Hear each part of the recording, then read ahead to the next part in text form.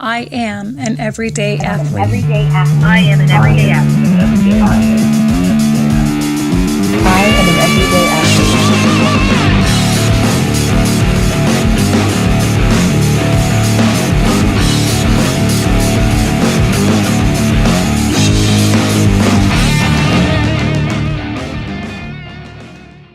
Good morning, everyone. This is Jared Bass with Mark McCain, and you're listening to Everyday Athlete, a podcast devoted to bringing you the amazing stories behind the lives of day-to-day CrossFit athletes like yourself.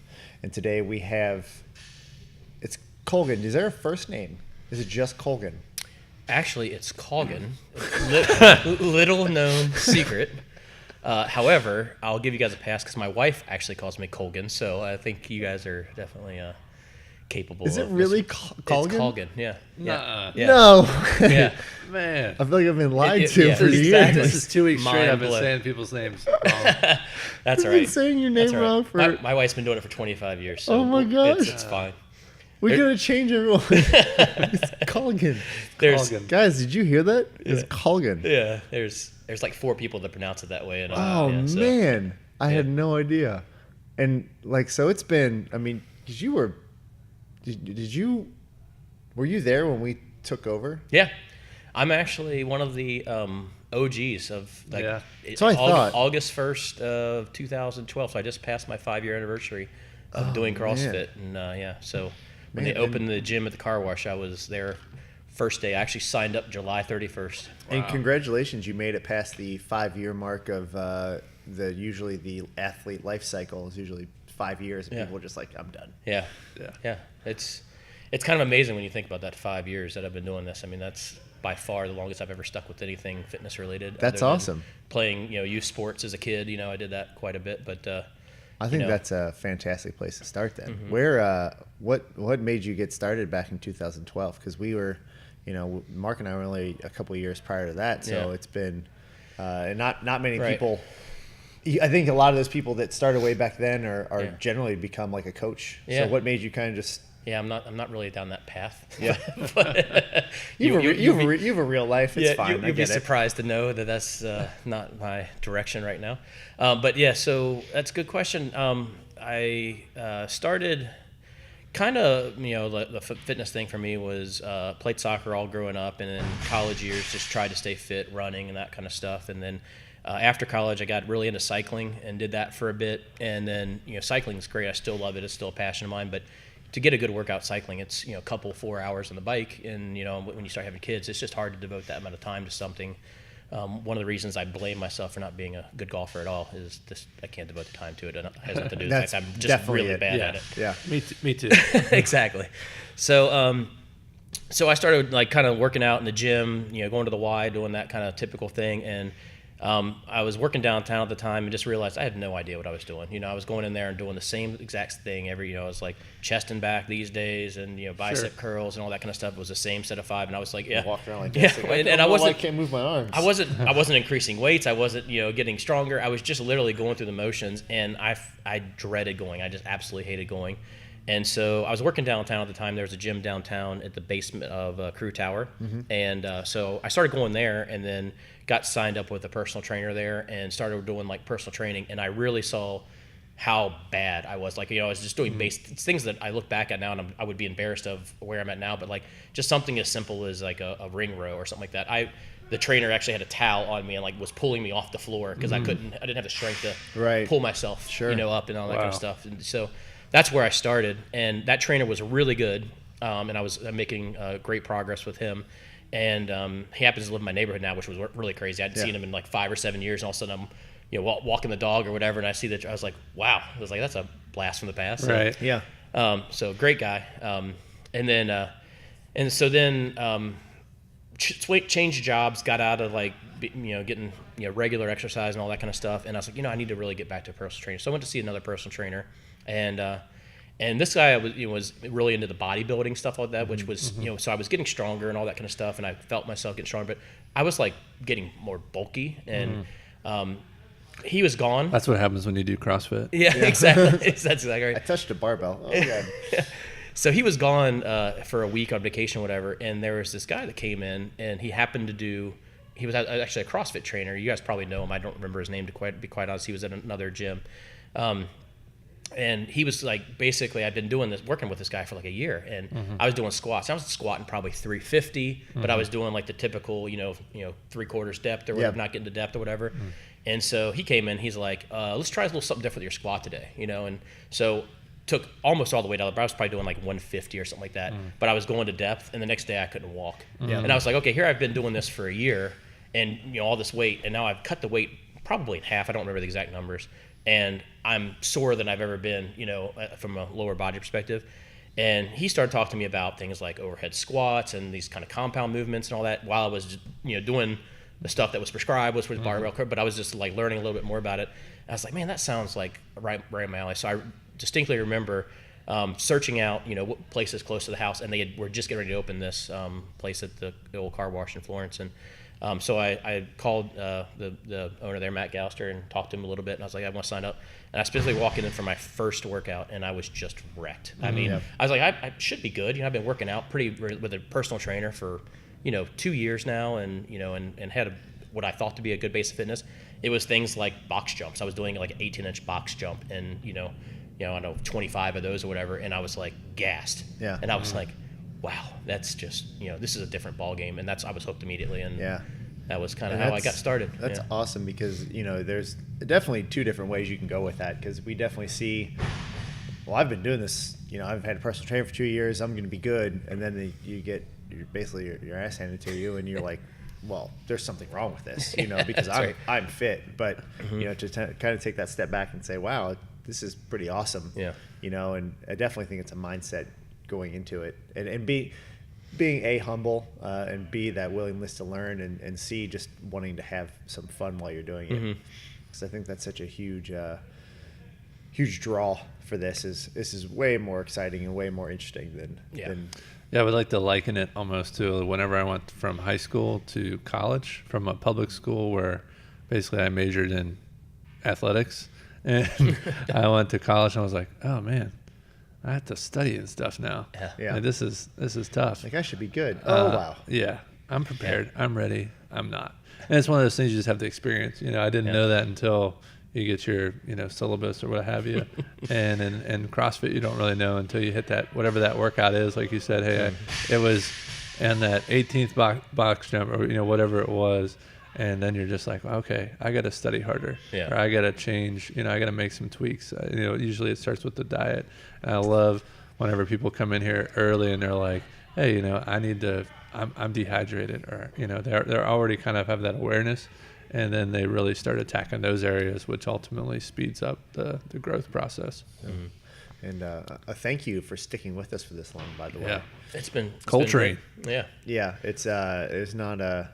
There's a select group that have stuck with us this long, and it's been awesome to have you around and to tolerate both of us for that long. Wow. Yeah, it's basically what it is. What is wrong with you? I think that's a reciprocal thank you, because I think giving us the grace that we needed, because again, I think when we originally took over, we had this mindset of we're gonna change the world, because the way that we trained and the way that was training there was completely different. That is true, yeah. And I think we saw an immediate, not a backlash, but a lot of people going this isn't for me. Yeah, and the gym you guys came from and this gym, I think, have a different base of people, different culture, different cultures. Yeah. So it's like what was working well there, it might not work there, might not work at other places, and that's we had the recognition that you guys were able to say, this is the way we do things, and get on board or get off. And you said, well, maybe we need to tweak the programming for this group or whatever, and that's we had a huge learning curve coming into it, and it was very. It was a growing up period for both of us, saying that we have to take a step back and say, wow, we're not going to cater necessarily to exactly what these guys want, but we also have to respect the fact that they're coming from a different place. We're not training people who are trying to go out and just kill it every single day. We're training people who have lives, have families, and they want to, they want to be there for the kids, not win the next competition. Yeah. And it was a big culture shift, and I think sticking with us through that was it's not the easiest thing to do. We had some people just say, no, not for me. Yeah. But you stuck around. So thank you. I'll tell you the most asinine thing that probably ever crossed my head was being upset. Not upset, but just like when we were leaving the car wash. And that was like my happy place, you know. And like Right. you guys came in and it was effectively a shithole, and it was a shithole, you know. But it was my shithole, and I went there every day and I loved it. And coming over here the first time, I was like, oh, I don't know, it just seems so big and all that. Now looking back, and I was like, I can't imagine going back over there and working out. It's just, you know. Yeah. It's funny as the barbell club has grown a little bit and stuff like that. It'd be like, it's oddly enough, that old car wash would probably be perfect for a barbell club. Just the way it was shaped. Yeah, you know, that's there's true. Yeah. 120 foot long and 20 foot wide. Yeah, Like it's amazing that we did what we did. We had 2 years of competitions there. Yeah. You know, like, I mean, the first year we had 70 some odd athletes, or maybe even more, you know, coming through the doors and stuff like that. So it was pretty amazing that we crammed in as much as we did there. Yeah. So it was pretty awesome. And obviously, you know, we're blessed to have this pretty awesome space now. So Big upgrade. For sure. what, just personal curiosity, what positions you play in soccer? Everywhere. I mean, I played from the time I was like 6 to, you know, through club soccer. So mostly midfield. Okay. Yeah. Outside midi. And then the only thing I even played goalie and indoor. You know, I was just this stupid kid that would put his face in front of the ball. So that earns you a lot of, you know, a lot of playing time in the goal and indoor, because that's all we're really doing is trying to be in the way. Yeah. And no one wants to be goalie Yeah, indoor. exactly. And be dumb enough to like be in the middle of that ping pong. Or are you one of the guys that's like, I'm going to take it 3/4 way down the field and then try and run back to your goal? Because it happens a lot too. Yeah. Like, especially in indoor, you're like, I'll just dribble it out for a little while. Reina Guita. I still remember him from the back in the day, Colombia's goalie. That's cool. I was left mid, left footed. Yeah. So right-handed, left foot. And never really made that connection. You know, one of my twins is a lefty, and it's amazing. He's 5, and he seems like left-handed people amaze me because they see everybody doing things right-handed, and they just, you know, he'll pick up a ball and it's 50-50 if he picks it up and throws it right or left, and it's like right-handed people, they never pick up something with their left hand and do something with it. You know? But lefties kind of like seem to do a lot of things opposite. It's anything left-handed is very awkward. Yeah. Loading the dishwasher left-handed is just as hard as anything else. I went out and bought him a set of left-handed clubs, and he seems to want to play with his brother's right-handed clubs. So it's really? Yeah. It's like, that's crazy. Yeah. But right's left-handed and everything? Eats and right's left-handed all the time, but everything else is just up for grabs. Yeah. What the correlation I always draw from playing sports as a young kid is we've had a couple people here who are either ex-collegiate athletes or at a minimum ex-high school athletes. I think there's a huge draw for doing CrossFit and just that camaraderie, the B competitive spirit. Yeah. I find that a huge draw for ex-athletes. Did you find that kind of for yourself? Yeah, absolutely, and especially as I started, I think I've kind of settled into a realm that where I'm here. I think you guys have mentioned it several times in the podcast. You know, playing the long game, and that's kind of how I look at this. And you know, like I'm every watt. I'm not going out to be on the top of the whiteboard or whatever. I'm really here just to get consistent fitness, be better than I was yesterday, and I've kind of leveled off on really focusing on that competitive aspect of it. I'm competing with myself and not necessarily trying to beat other people in the gym. There are, you know, certain people where, you know, I'll look at the whiteboard and be like, hey, that person is always right around the same time as I am. So if I'm dropping off a workout, you know, and like, hey, this person beat me by 45 seconds on a 10-minute workout, I'm like, I didn't give it all my all today, you know. So you can kind of benchmark yourself against people you feel like are relatively, similar, background and experience and all that kind of stuff. But there's a huge differentiation between being able to benchmark yourself versus compare yourself, and that's a huge. I think that just comes with time. Some people never get it. Some people get it very early on, but I think the vast majority of people, it just takes time to understand that, like, I don't have to compare myself to other people in the gym, you know. And I always give the example. Well, it was Froning, but I guess Matt Fraser's the hot name now. But like, it's like, why would I if I compare myself to Matt Fraser, or Froning for that matter, and anybody that has ever made the games, it's like if I compare myself to one of them, everyone would be like, well, that's silly. Why would you do that? But for whatever reason, we see people compare themselves to other people in their own gym, and it's like you get down on yourself because you didn't do that well, or you feel like you could have done better, and it's like, did you give everything you had that day? Right. And I think that's the definition of success. Well, I think you can look at that in other areas of life too. As silly as this might sound, just to put it in a little more perspective, that would be like comparing myself to Warren Buffett, you know, in a financial sense, right? But we're kind of living through this age right now where that's like the thing to do, right? I want to compare myself to people on Facebook. I want to see what everyone's doing on, all these different areas of their life. Again, not to get off on a big tangent, but I love what you said, Mike. It's just like, hey, I know there's one or two people at the gym that I compare myself to, and that it's a healthy thing for you though. It's not like, I lost to them today, my day is ruined. Yeah. It's just like, hey, that's kind of where I'm at. That's where I want to push, and ultimately, I think the comparison kind of thing is a low-hanging fruit, and it's one that unfortunately isn't always the best thing to do whenever whether it's life or whether it's fitness. It's just keeping it in perspective. Yeah. Well, it's 100% about priorities, and I think you can at a minimum your priorities have shifted over the last 5 years, but I can guarantee you your priorities, if I just had to guess, it's going to be family is going to be number one. Right, absolutely. So tell us a little bit about your family, because I know we just talked about your wife who's a nutritionist. Yeah. You've got a couple kids and things like that. Yeah. So I've been with my wife forever and a day. I've spent more of my life with her than without her. Probably 25 years now. Wow. So we've been together for a really long time. She is, obviously the best thing that ever happened to me. Any success I've had in my life has been because she's been such a rock in our family. And we've got 4 kids. The oldest just started high school, Kylie, and then there's a fun story behind that first day of high school. We'll talk about that in a second. Yeah. And then I've got a 4th grader, Karis, and then twins, boys that are Beckett and Levi. And so I've got some interesting stories about all the kids, of course, that I would bore you guys with, but probably one of the, in the whole icebreaker thing, tell me something, Yeah. So Karis, my second daughter, I delivered in the car on the way to the hospital. So that's always like, you're doing the icebreaker thing. Everybody's like, hey, I'm left-handed and I kick with my right foot. I'm like, I delivered my second child. They're like, okay, ice is officially broken. Yeah. I'm Jim and I like pizza. Back up a little bit. Yeah. What happened with that? It's there's a long version of the story and a short version of the story. The long version of the story is probably we'd have to get the FCC here for for the little buzzer thing, because there were some choice words from the wife in the car ride. But the short version of the story is that we delivered up in Fairfield. That's where our OBGYN was, and we live over in northern Kentucky.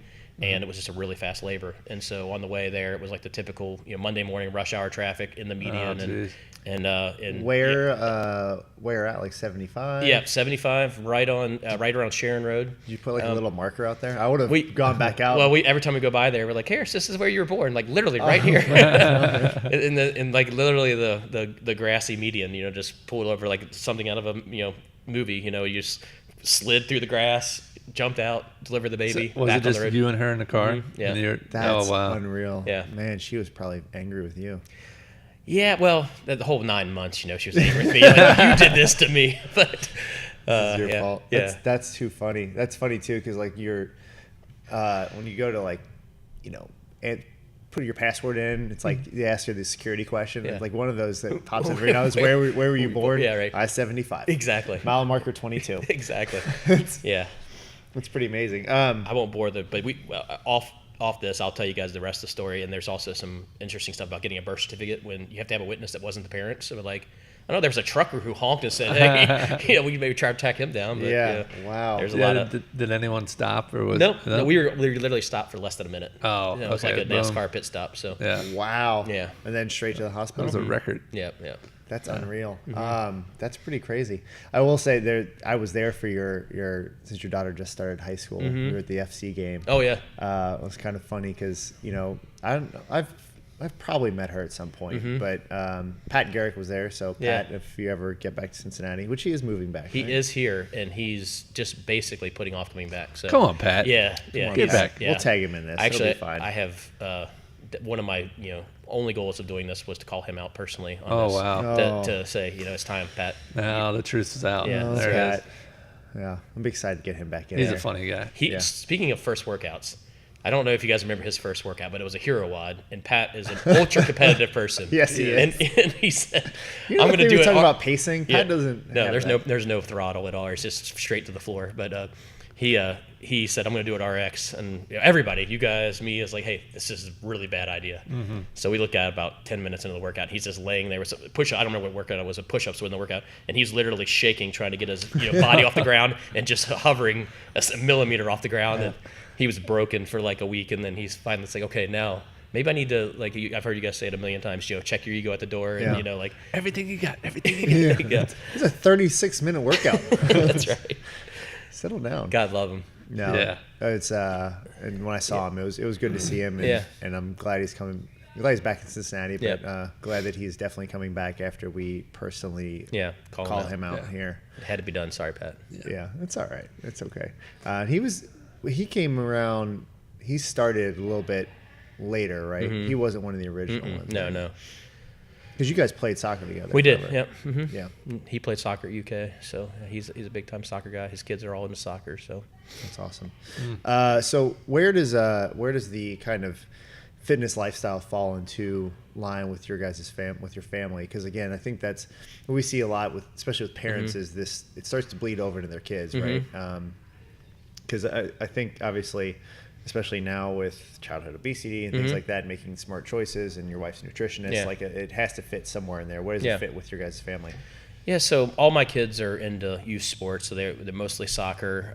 And then Kylie, actually, my one that just started high school, I think she's starting to get the bug to try to do a little bit of the CrossFit thing. So I'm going to start as the summer winds down and we're done with the boating season and all that. I'm going to start bringing her into some community classes, just getting her kind of introduced to it a little bit, see how she likes it or whatever. But yeah, so, for me personally, that's one of the biggest motivations I have is, I like to do outdoor stuff. And, when we go on trips and stuff like that, I want to be able to go hiking or do whatever, just not just any particular activity. And that's the whole thing with CrossFit, right? Preparing for the unknown and the unknowable. So, you get out of the car somewhere and you're like, hey, we want to go do this. We want to go climb this wall. We want to go do whatever. And I want to be able to do those things till I'm old. My dad's 77. I just had him on a tube in the water, a tube behind the boat and all that. And I was like, I want to be 77 and being jerked around by my a-hole son, on a tube, and so I want that's, when I look at my dad and that's what I want. I want to be able in my 70s to be able to still do fun stuff with my kids and my grandkids and all that kind of stuff. And so that's kind of my motivation for fitness. As far as the family goes, we try to get them exposed. They're all learning to play golf, and they're all playing soccer, and just try to get them exposed to sports and all that kind of stuff and keep them moving and all that. They have no issues with that. The twins have been, they jump on their bikes and they're just off, nonstop riding bikes and all that. So they're active kids. So we definitely encourage that. That's awesome. Yeah. Let's take a quick break. We'll come back and got a couple more questions and talk a little bit about your motivations in life, not just in fitness. So we'll be right back. Sure. And we're back with Coltrane. Coltrane, I like that. Coltrane. That'll be your new name. Yeah. We'll change it over. Coltrane. I've been using it for a while. has also been a C-Note. C-Note. I like that. Oh man. Yeah. All right. It's my college roomie. So That's really the only reason we have these podcasts. So we can find out the old nicknames. Yeah. So we talked a little bit earlier about kind of your motivation for fitness. What are your big motivations in life? Because again, there's obviously more to life than just the hour a day you spend. Right. What? Yeah. I mean, so it's all centered around family, as you would expect. I mean, that is everything I do when it comes to my job and working as hard as I do, and putting the stress on myself of success and all that in my career. What do you do? So I'm a technology guy. I work for 8451, which is a subsidiary of Kroger. So everyone around Cincinnati probably has the Kroger Plus card. When you scan that card, it says, hey, Mark likes to buy protein bars and lots of toilet paper or whatever. So How did you know that? well, I actually looked it up before I came in here. So we do a lot of effectively targeted marketing to Kroger customers for the things they like to buy. So it was 15 years ago, we started, we being the 8451 and the previous company that was formed from 8451, started this whole thing around, hey, let's give people incentives to buy the stuff they already want to buy and make them loyal customers rather than, hey, the way they used to do marketing, it says, Mark lives in this neighborhood and most people in the neighborhood are in their 35 to 45 range. They have 2 kids and a dog or whatever. And so Mark would get, coupons for cat food or whatever. He's like, well, Yeah. I don't have a cat, throw that away. So now the stuff is very targeted to you individually. And so it's really cool work. But my specific role there is I design all the data center technologies on the back end that helps support all that data analysis and insights that we get from the data for the Kroger customer. So That's pretty cool. Yeah. Sounds fancy. Is that something you were interested in your whole life, or is that just kind of something you fell No, into it's actually an through- interesting story there. So my background is finance and accounting, and I just really liked, that I'm very structured, I'm very analytical, and I really liked the kind of the finance and accounting, kind of from an educational perspective. I really enjoyed that, and so I went and did this internship at IBM as part of my college program, and at the time they were doing this technology project and implementing an ERP system called SAP. And me being the young intern or whatever, and the old crotchety accountants were like, hey, young guy, go work with the consultants on this technology, project or whatever. And I was like, man, the work they're doing is a lot more fun than the work I'm doing. I'm running these, asset management stuff and, trying to calculate depreciation and all this stuff. And I was like, these guys are actually solving business problems. And I was like, I'm just so much more attracted to that. So I took that and said, I want to find something that I'm really going to enjoy doing day in and day out. And so I went to an interview with a company called Anderson Consulting, whose hiring philosophy was, let's hire smart people who where they're well-rounded, have personality, and can meet with customers, and we'll teach them technology rather than take a computer nerd and try to teach them how to be personable with people skills. Yeah, right. So you can imagine which one of those is the easier approach. I'm a people person. Exactly. Why can't you people see that? So after they passed over you. Yeah, exactly. So yeah, I was it was slim pickings that year, and I kind of lucked into something. But yeah, so that was how it changed. I literally changed direction almost overnight. It's really interesting to see that when you talk about like these old kind of. It just proves you always have to be open to something new, because these guys who have been doing this accounting thing, they're in finance their whole life. Like, well, this is just what I'm going to do. Yeah. And let's let this guy do it and change your whole life. And it's something you actually enjoy doing now. Yeah, it's something I enjoy doing, and the great thing is that now that I'm a director in that space or whatever, all that stuff around financials and all that, I mean, that all comes back into play because everything is like, okay, we're getting ready to build the system, and we got to talk about the ROI of that, and what all the stuff that I learned is that my background in college is all coming back full circle, and I'm able to leverage that stuff, and I still really enjoy it. So it's good that I'm using kind of both my academic background and then my kind of on-the-job experience in technology. So we've been very lucky in that kind of sense too, as far as our partnership. Mark has a financial background, and he kind of goes through a lot of the numbers for the gym, and I have a background in design and photography. Yeah. And it's kind of funny how all that comes full circle, and I don't think it's like one of those meant to be things. I think we've forged that into something that we can do here, but we've fallen. We're destined to be together, Jarrett. You just got married. I'm engaged. It's kind of. It's a front. It's a front. We're really actually just planning to turn that into bunk beds and lofts in there, and we'll just move in. Yeah, that's the eventual plan. But yeah, to that point, I was an econ guy, and I love data as well, and it's been really cool to be able to be here as long as we have now, to nerd out on some of the numbers and try to do some forecasting and different things of that nature. I'm on by no level to your on your level, so to say, but it is really interesting, and I think some of the bigger companies with some of that stuff, it's a lot easier to change course on a speedboat than the Titanic. And I feel like some companies just get so big and they're reluctant to change and stuff like that. But you're seeing a lot of these smaller marketing companies come in and just really start to crush it. Because it is such a fluid kind of dynamic industry where there is a lot of data and stuff like that. And I think that's one of the reasons you're seeing like Facebook and Google and stuff like that be so dominant, because they own the data, and it's getting your hands on that. Because I think we've all been on a website looking for a pair of shoes, and then you log into Facebook and it's like, oh my God, there's 13 shoe advertisements are popping up, like they're on to me, and that stuff is super interesting. I like with Kroger's too, because I was a Kroger customer for a long time, still am, and whenever they did more of the targeting stuff, it almost makes you feel more appreciated, like, these guys get me. That's the goal. Do you guys do the when you check out and it spits out the coupons that are basically Yeah, I think we provide the data for that, but Yeah. it goes into Kroger's, POS.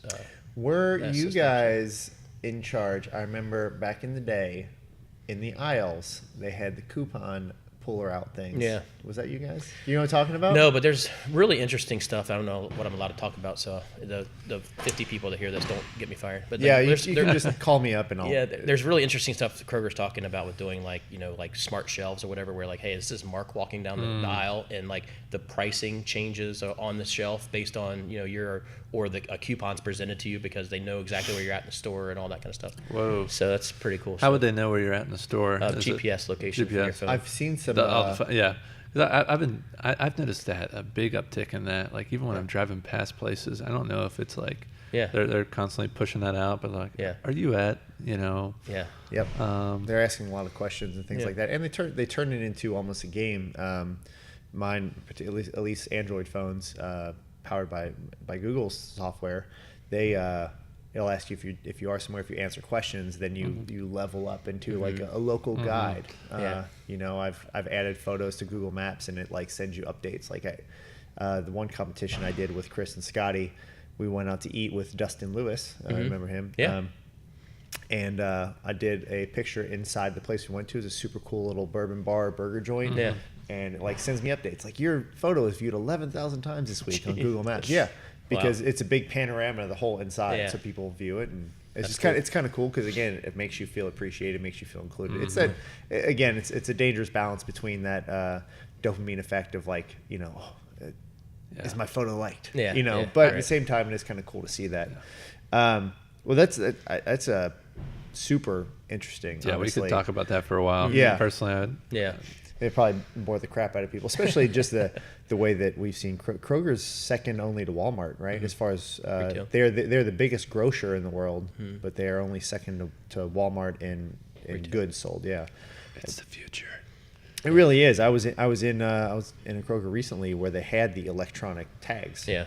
So they basically put a 1 inch by Yeah. 400-inch LED screen on Yeah. a shelf, and then they can actually just update these tags Yeah, instantly. that's a huge cost to them, right? Just have somebody going around and manually pulling all these tags and changing them out. Oh my and all that. gosh. So yeah, Real quick, I think everyone's wondering the Clicklist. Yeah. What is that doing to the in-store experience? it's a good question. Probably not the best qualified answer to that, but I mean, personally, I'll tell you that Clicklist, I love it. I mean, it's fantastic. There's, I think the initial thought was, okay, well, you could walk it through the store and you're like, oh, Pop-Tarts. Yeah, I wasn't going to buy Pop-Tarts, but I'm going to throw those in my cart.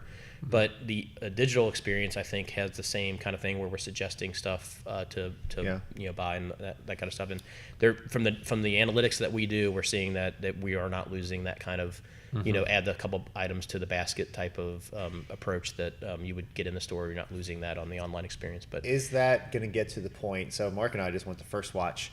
When was that? Tuesday? Monday. Monday. Went to First Watch on Monday, and it's like it's an hour wait.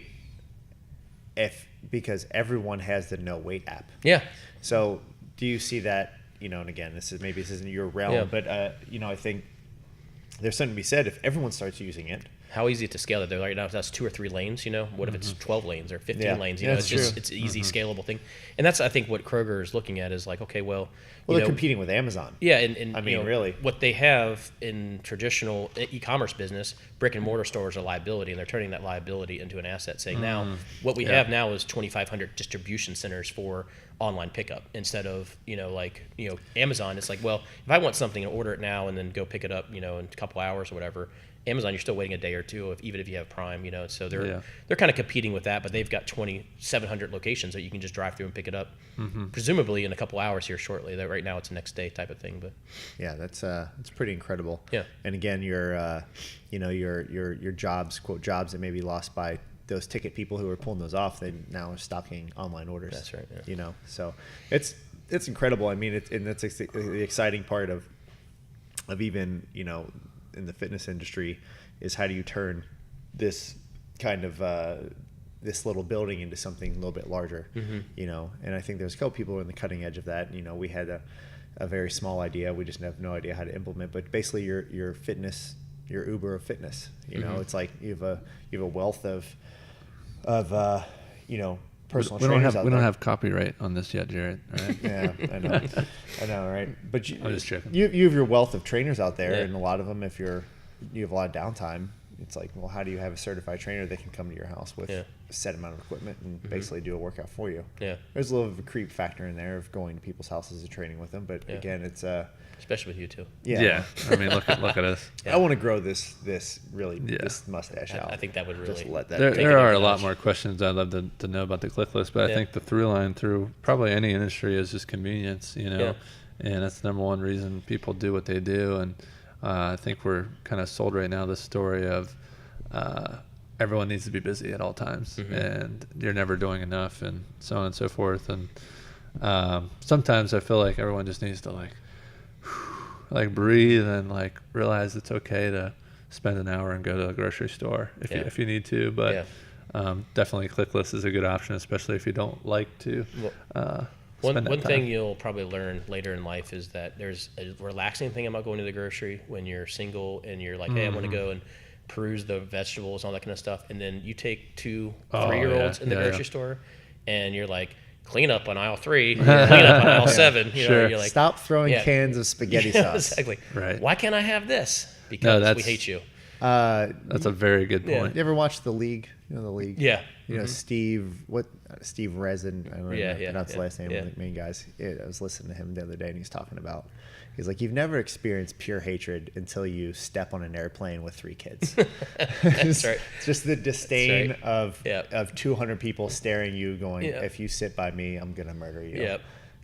You know, and he's talking about. He's like, if you're in my row, you're now part of my family. He's like, That's you right. will be handing Yeah. out Cheerios for the next 4 hours. Yeah, exactly. Yeah. I'm kind of shift gears completely. Yeah. But we talked obviously a little bit about work, and your family motivates you obviously. Is there a kind of correlation? I'm trying to figure out what I'm trying to say. Is there a correlation between your fitness, your family, and your job? I think I'm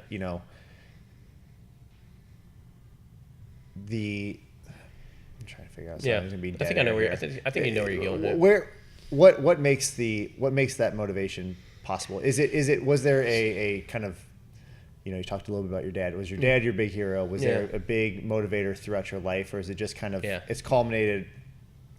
Honestly, it's for me. I look forward. 6:30 class. I'm here most mornings. To me, it's my life. With anybody in my shoes with a job and 4 kids and mortgage, all that stuff. Just there's stress involved with all that kind of stuff. And so when I'm laying in bed at night, my mind's racing about I got to get this done tomorrow at work and all that kind of stuff. This is the only hour, that 6:30 to 7:30 in the morning is the only hour where I come in and think about none of that. There's nothing more than just pick up that barbell, do this, do 5 more box jumps, and it's just so singularly focused on the job at hand, and it's such a relief just to get all of that other stuff out of your head and just focus on that one task. And it starts my day off, and that's one of the reasons I come in the morning. I'm not a morning person at all, but one of the reasons I come in the morning is because it starts my day off well. I get a little workout. I meet up with some what I consider to be now good friends, and then almost always I have a lot of good laughs. We goof and have fun, and so if you can start your day in that positive atmosphere and all that, the rest of the day is set up for a better system. So that's really kind of like when I look at alignment, it helps me be a better family member or father. It helps me be better at work and all that kind of stuff because I've just started my day off in a positive way, and the whole day hopefully carries on through that. That's powerful. Two or three things there. One, we just talked a lot about convenience and things like that. But almost going the long form. Yes, it is only an hour of your day, but for a lot of people, that's a lot to give up. But almost like I need this space of time to make sure that the rest of my crazy hectic life can be in order. Yeah. And B, or part 2, whatever, it puts a huge responsibility, one that excites me, on us to be that, we've used the word sanctuary a lot here, to be that space where you can let loose and, let your hair down if you have hair. Yeah. Not a problem for me anymore. But a place that you can come and relax, and that's a huge responsibility for not just for us, but for anybody that owns a gym like this, because you have to be more than just a space that people come and work out. It has to be. But you guys also, I mean, it's more than that hour. I mean, because of my life and, I'm gone a lot of the weekends, that kind of stuff, I'm not able to participate in all the stuff you guys do. But the fact that you guys are setting up, hey, there's this night at the FC Cincinnati game, this night we're doing bowling, and, there's so much stuff for people that want to get involved in a deeper way to do. And it's that, even if I'm not able to participate in it, it's the effort that's there of making it more than just that hour at the gym and building that community. That's absolutely recognized by every member here, and I think that's one of the things that makes the place special is that effort that you guys put into making it more than just that hour you come to and walk away. It's really building a community of people that are, like I said, one of the most positive things I've seen in CrossFit is just I've made lots of good friends and people that I consider to be good friends now, and that's a couple of people that I want to get out of my life, but we won't call them out by name, Pat Garrick. So let's leave Pat out of this. We were all thinking it. That's one of our big goals, though. I think is that's one of our 4 core values is community. Because you have to build something that we had this discussion on Monday. Actually, it would be a huge hit if Mark or I decided that we're going to part ways, or if one of the trainers left. It takes a hit, but what really sustains it is the community. It is definitely a top-down thing, but there's a pretty sustainable community that if someone's being a jerk, that community is almost going to take care of that person for us. Right. Or if someone needs help, that community will definitely. So we've seen it many times here, many times throughout the CrossFit community in general. Look at the hurricane that just went through Houston, and now it's going through Florida. It's like you've got people donating equipment, money, whatever it is. These places have been flooded out. So there's a huge empathy aspect and just wanting to support something they know that they love. Yeah. I mean, what excites me, I'll just chime in real quick. Kind of the analogy I made earlier, Titanic versus Speedboat. We are a speedboat. We can change things pretty quickly, pretty rapidly. I think we've showed the ability and willingness to want to do that for most of our members. And what excites me about this is I feel like I'm just scratching the surface as a trainer, as an owner, as a friend, as a whatever I need to be here for the members. And I appreciate the patience that people have demonstrated. And I think initially, even myself, whenever we moved from the car wash, I was like, I don't know, this building, it is like, I kind of like that, like down home feel, but it was the right thing to do to invite more people into this community, because ultimately we would probably have had to cap our membership at a lower number. And because, Greg Glassman actually said it the other day. He's like, we are on a war against diseases, and our affiliates are the lifeboats.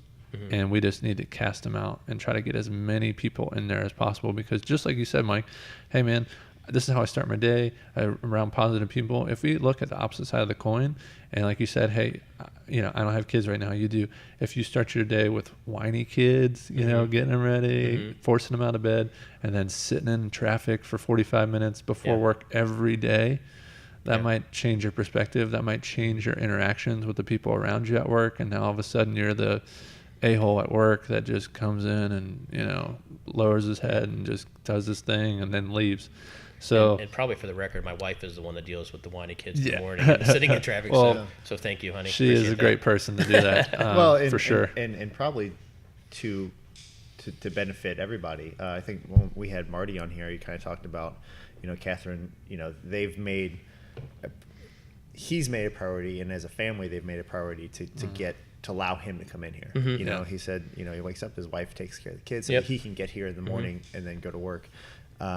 Not that she's equally as busy as he is, but this was the kind of compromise they had, and I think that's huge to be able to as a family come together and say, this is going to be a family priority, not just something that you're going to go selfishly do. Yeah. Right. And as you just acknowledged that's, something you're clearly aware of. So whenever you get home, it's like, I'm sure you've told her a time or two, I hope you have, Mike, thank you, for doing that. Thanks a lot, And Mark. You just threw me on the I bus. know. Appreciate I hate that. to do that, but Just get But, some. you know I what I can mean? tell It you is- today I'm going to go home and say that Yeah. before this airs. today Yeah. we'll postpone it. And I've got two more big questions for you. Yeah. Only because one is which I've seen more of a very commonality between a lot of the people we've talked to, and definitely for myself is, do you see and it's been 5 years, so it might be hard to remember prior to that, but do you see a change in your mental capacity because of CrossFit in everyday life? Because the big thing that I've noticed, and Mark and I have talked about, is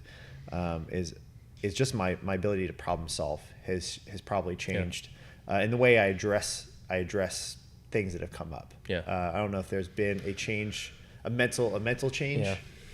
Yeah. For me, I think it's been so long. I actually have to go back to like some of those original. One of the ways that the old owner of this place, marketed was he would just tag people in photos, like Facebook. Yeah. So that's actually one of the reasons I discovered the gym was even coming available. Is I saw some people that I was friends with that were working out this gym that were tagged in Facebook. I was like, oh, that's exactly what I'm looking to do. I'll reach out to them, see if they like it or whatever. So, and so if I go back to some of those photos 5 years ago, so every once in a while they'll pop up in the feed, and I'll look at the weights I have on for like a push press or whatever. Yeah. It's like it's maybe a quarter of what I'm doing now. Right. So when you look at it across the 5 years, and I was starting out and was obviously very strong coming in, but I was doing the right thing and kind of trying not to go too heavy and injure myself. But you look at it and so I was like push pressing like 75, 85 pounds, and I'm like I was like so you see that kind of journey, and it's at this point in the game where if you're doing a PR, it's a couple pounds at this point, because you've kind of plateaued.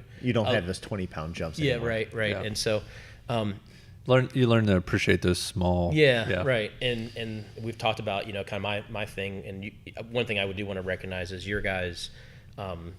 I've heard you guys say it before. Not everyone can do it, but your guys are constantly focused on people staying within. It's a fine line between pushing yourself to advance and pushing yourself outside of where you're safe. Yeah. And you guys know I've got issues with my shoulder and back that were pre-existing conditions or whatever, but every once in a while I'll go for a heavy deadlift or something like that, or a combination of running and box jumps, and I'll have back issues, whatever. But you guys are acutely aware of that, and like even having however many members we have, hundreds of members, we say over 100 members, I should say, not hundreds, but anyway, Literally dozens of people. dozens of people that are More than 10. yeah, more than 10. But you guys are aware of everyone's individual situation and can like say, hey, this, you may want to scale this, or you may want to dial back because this is something that may aggravate your existing conditions. So that safety thing is a huge thing in building that kind of trust we talked about earlier. But back to the mental capacity thing, I do think it goes back to there's so many times where I walk in and look at a workout. I'm like, man, this is nearly impossible. And I don't RX every workout. I don't RX many workouts actually, but even scaled, I'm like, man, it seems like a lot of stuff. And so when you get done with a workout like that and you say, man, I did that, it's just building up your confidence that, there's not a lot that you're going to run into in life that you're not going to be able to look at and say, I'm going to break this up into, like a chipper style. If I got to do something, in my life, I'm just kind of breaking up into like a chipper style thing. I got to get through this one step at a time, and 100%. So And there's definitely moments in there where you're like, I want to quit. Yeah. But you keep going and you finish, and Yep. I think the biggest thing is again, this is just a personal thing, and maybe you agree, maybe you disagree, but it's when you want to quit, that there's a light at the end of the tunnel because you've done it. Your body has gone through something that, wow, I didn't think I could do that, and then I did. Now, the problem you may be facing may not be physical. Maybe it's a thing at work, maybe it's an emotional thing, but that there's a light at the end of the tunnel, and just that alone, I think, has been a huge mindset shift. Yeah. For me, anyways. I'll wrap things up here. We've had kind of a canned question, but it's always interesting to see the different versions that people have given us. And it's really just a very simple question that, what is your definition of fitness? Yeah. So I kind of look at it a little bit bigger than fitness, and just more of a general statement is my definition of anything is continual improvement of yourself. And fitness is one aspect of that. Anytime that you're doing anything that's making you better at, better than you were yesterday, it's progressing yourself into the better version of yourself. And that's what I'm doing in here fitness wise. That's what I'm doing at work when I'm doing other things. It's just what am I doing today, whether it's, training at work, whether it's, trying to read something that like a self-help book. I've started doing like podcasts and audio books on the way to work rather than just kind of like vegging out listening to the radio just to better myself. And so this is just one example of, the fitness aspect where I have a very great group of people that I know that are going to help me improve myself daily and do it in a safe way. I'll talk about a little bit about, just the 6:30 class in general. We've had, I've had tons of people coming in and out. I've been doing it for 5 years, probably doing the 6:30 class for 2 or 3 years. There's a point there where it was me and you, Jared. We were date night, Yep. Jared would say Personal training. 7 minutes of burpees, go. And then like, oh gosh, it could take Colgan forever. And just like a normal first date, someone's crying at the Yeah, end. exactly. That's right. That's right. So yeah, but like the things that I think, fitness wise, is like, it's very easy to say, hey, I used to do a clean of 155 and now I got 175. I'm getting better, whatever. But like Mike Whalen's a great example of that's come in here. He's relatively new. I've been here for a little less than a year, I think. But watching him go from mobility of, on a clean or whatever, from being able to get to like, I don't know, a quarter squat or whatever to like last time I saw him, he's like getting full depth, Yeah. That's the type of improvement I'm talking about. And it's not just about the weight you're putting on the bar. It's really about, are you able to improve yourself in different aspects, mobility wise and that kind of stuff, where I think I get really excited about being part of the community. I get as excited about watching, Mike, like I literally hadn't even noticed. And I looked over, I was like, oh shit, look at Mike, man. He's like full depth on his squat right now. And that's pretty cool. Seeing Craig do a bar muscle up or whatever, like that kind of stuff. Like that's really cool. And so kind of a little long-winded answer, but my definition of fitness is all that. All those people that are coming in and doing something today that they weren't able to do yesterday, and that self-improvement is it's not only inspiring when I'm doing that stuff, but I'm inspired by other people that are doing the same. So yeah, I love it. Because I think if it's kind of like you're spinning your wheels. If you're not kind of growing and pushing yourself in areas of life, whether it's mentally, physically, relationship, whatever you're doing. Ultimately, the saying with business is if you're not growing, you're dying. But I think it's evident in fitness, especially as you age. You don't want to go into atrophy. You want to thrive. Right. Yeah. Thank you, sir. I think Awesome. one thing that I would say kind of in closing is like one of my favorite, there's a place we go in Michigan, there was a sign on the wall. I want to find it somewhere. I just haven't done it, but it says, when's the last time you tried something new? Right. And so here you guys, and that's one of my favorite things in the world. I just want to be able to try new things or whatever, experiment, do new things. And here I'm amazed. I've been doing this for 5 years. I walk in and I'm like, how have I not done something? And you guys are like, okay, here's something new, and like, it's amazing to me that after 5 years, I'm like, I don't think I've done the same workout twice in 5 years, other than the benchmarks and all that kind of stuff. It's amazing to me. So that's kind of cool. So. Awesome. Thank you, sir. And thank you for listening to Everyday Athlete. Join us next week as we dive deep into the lives of the people who make us great. Thank you. Coltrane.